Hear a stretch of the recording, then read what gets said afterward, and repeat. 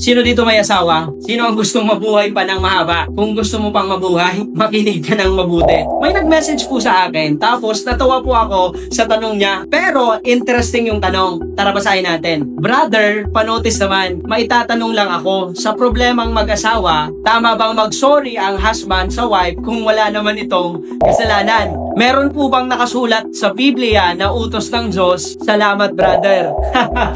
Alam niyo, sa totoo lang, may mga lalaki dito na kahit walang ginagawa, bigla na lang nagsasabi ng sorry na. Tapos, ang sagot ng asawa, hindi mo alam kung bakit ka nagsusorry, no? Sagot ng mister, hindi. Pero, ramdam kong may mali akong nagawa sa nakaraan, kasalukuyan, o sa inaharap. Alam niyo, may isang kasabihan na madalas kong naririnig. Happy wife, happy life. At may dagdag pa ang mga lalaki. Happy wife, long life. Pero ang tanong, biblical ba yon? Una, ano ba ang utos ng Diyos sa asawang lalaki? Efeso 5 verse 25.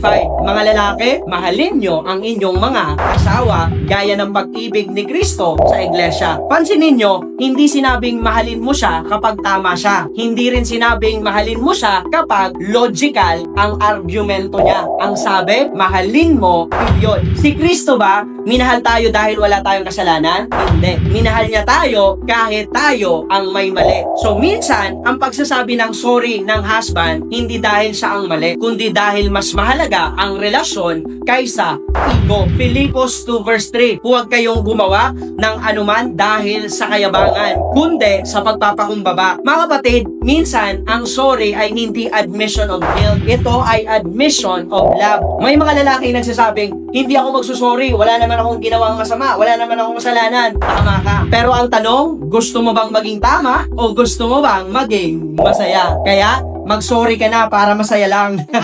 Dahil minsan, ang pagiging tama ay nagiging dahilan ng Cold War ng 3 araw na parang walang kuryente sa bahay, walang ilaw, walang lambing, at walang ulam. Efeso 5 verse 23, ang lalaki ang ulo ng tahanan. Pero alam nyo ba, ang tunay na leader marunong magpakumbaba? Si Jesus, hari ng lahat, humugas ng paa ng kanyang mga alagad. So kung si Jesus nga nagpakumbaba, ikaw pa kaya na nagkamali ng tono, maling tingin, maling sagot? Minsan, ang kasalanan ng mister ay hindi gawa, kundi ekspresyon. Tama ang sinabi mo, pero mali ang tono. Tama ang point mo, pero mali ang timing. Tama ka, pero mali ang mukha mo. Pero ang tanong na lagi nating naririnig, tama ba palagi ang babae?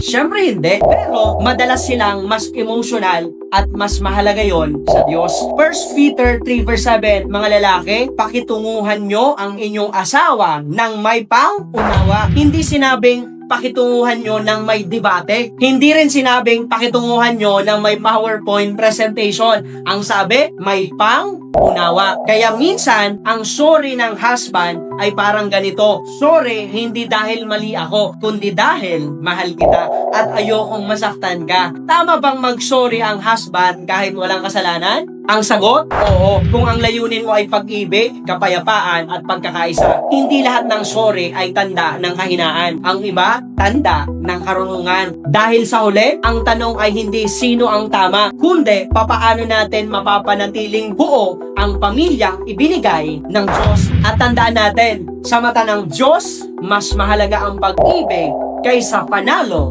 sa argumento.